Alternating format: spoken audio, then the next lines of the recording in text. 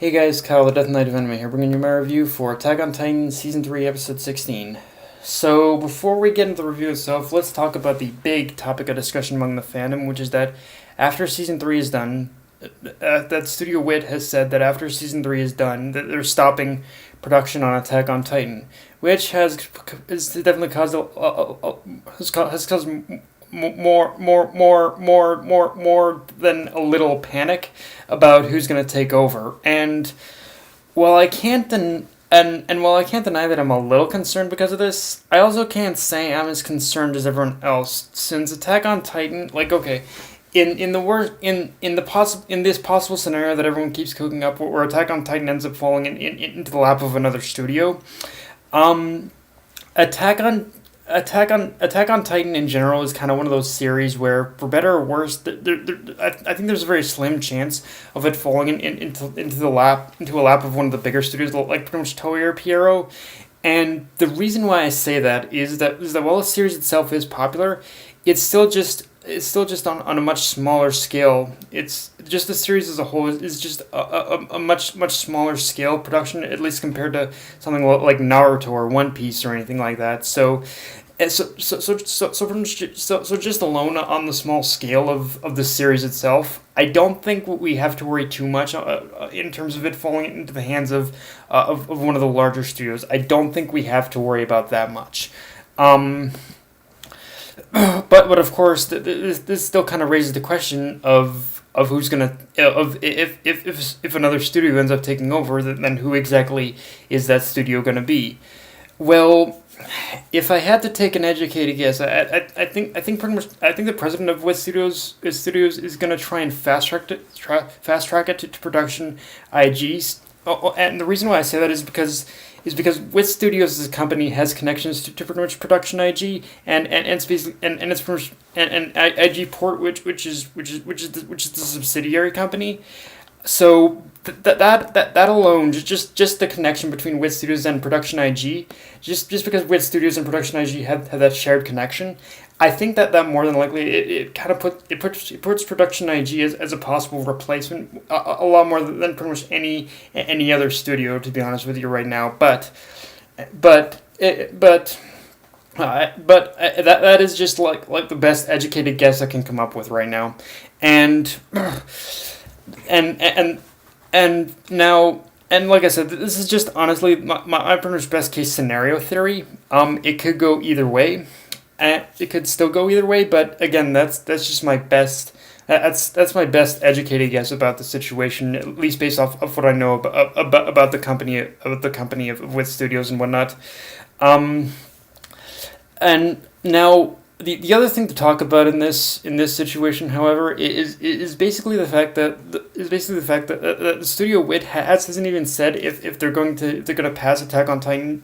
If they're even going to pass Attack on Titan to pretty much another studio, because at least based off what we heard, all we pretty much know is that they're stopping. All we pretty much know about Wit Studios, about this move that Wit Studios is making, is that they're just stopping production on Attack on Titan. That they haven't really talked about who it is that's actually going to take over production, if they are going to pick someone to do that.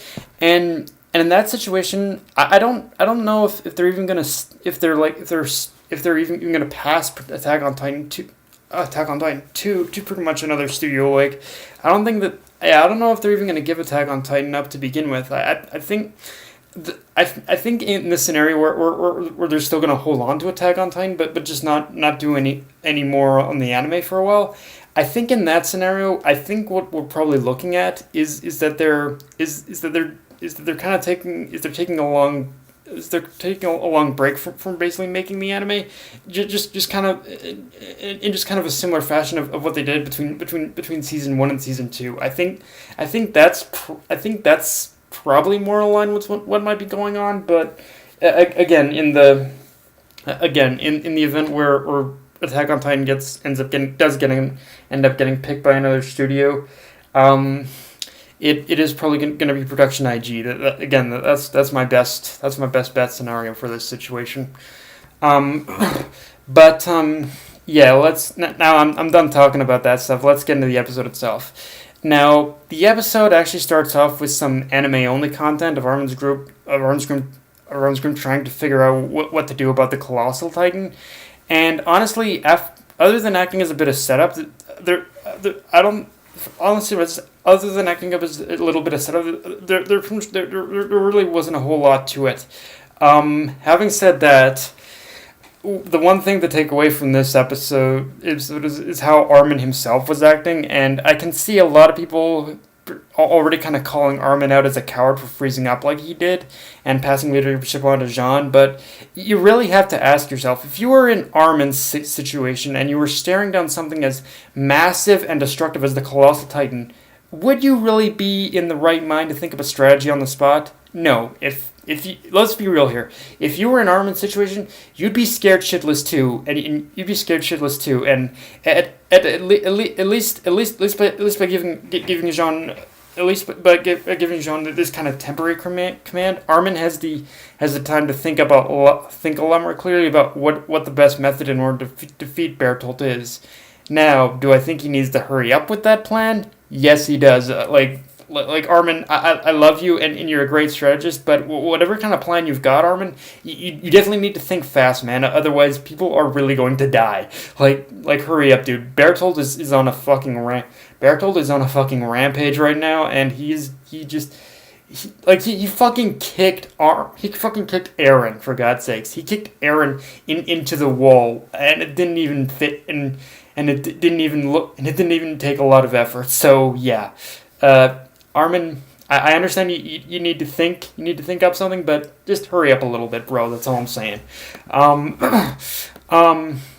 And yeah, the Beast Titan proved just how much of a threat he is in this episode, but the most important thing to take into account with this episode is his speech pattern and how he was fighting. Like pretty much a baseball player, and the reason why I'm focusing on little details like that is because it proves that proves that of a contrast that's being shown between those who live behind the walls and the Titan shifters who live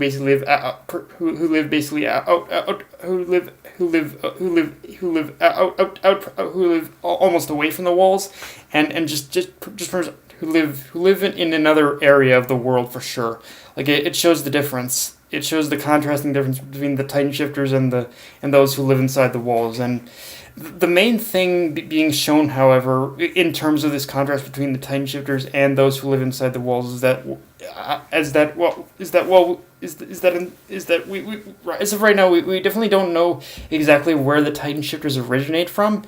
But just from the way that the Beast Titan was talking and whatnot, we definitely get a sense that wherever they come from, it's definitely that the world they come from has a lot more of a developed culture compared to those who live behind the walls, and the world that the Titan shifters come from is also one that probably has a lot more developments in its technology as well. Like just the fact that these people were able to had the ability to transform the Titans alone just kind of shows that they pretty much have had some kind of technology that allows people to pretty much gain that power, obviously. So yeah, like it just kind of it's a nice subtle little thing that's kind of being shown to us in that episode.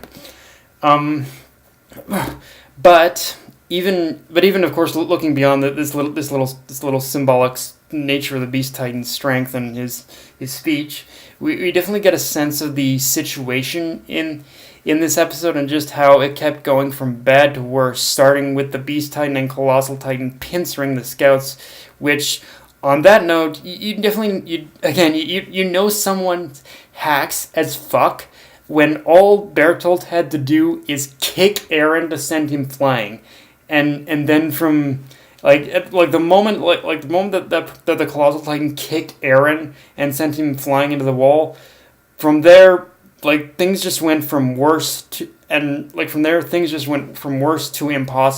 and Reiner having the recovery he did also kind of made things worse as well. So it's like, damn, things just keep getting from bad to worse, and it all culminated with supposedly, from what we see, Erwin's death at the hands of the Beast Titan. Which, yeah, let's get into Erwin in this episode, because just like with this episode, and when the episode was focusing on Erwin's story, there's just this. It just had this somber and hopeless feeling that there's no way out of this other than a suicide gamble. And well, the thing is, Erwin, he understood this more than anything. In fact, the funny thing about Erwin in this chapter is that he honestly Erwin felt the most human within the confines of this episode. Erwin felt the most human, at least he felt hum, he felt human within Erwin felt the most human within the confines of this one episode, more than he has throughout the entirety of Attack on Titan.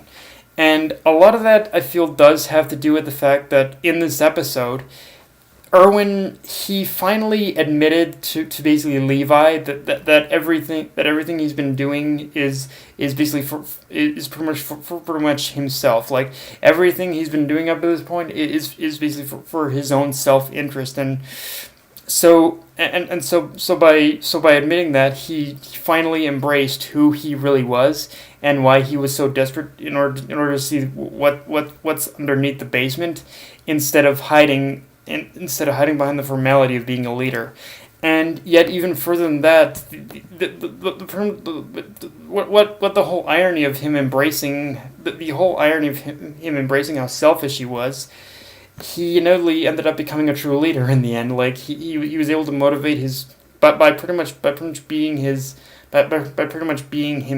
He was able to truly motivate all the other soldiers who were just battered, beaten down, and just had no hope of living on, of continuing to fight. So yeah, it's weird to say, but Erwin accepting who he really was, and that he was able to embrace his true abilities as a leader. Almost, it's just a shame that it happened. It happened almost too little, too late, and he ended up dying in the end.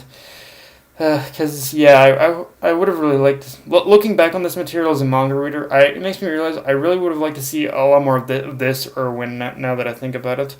But yeah, guys, that's my review. If you enjoyed the video, like, comment, subscribe. I'm on Twitter, Facebook, and Crunchyroll.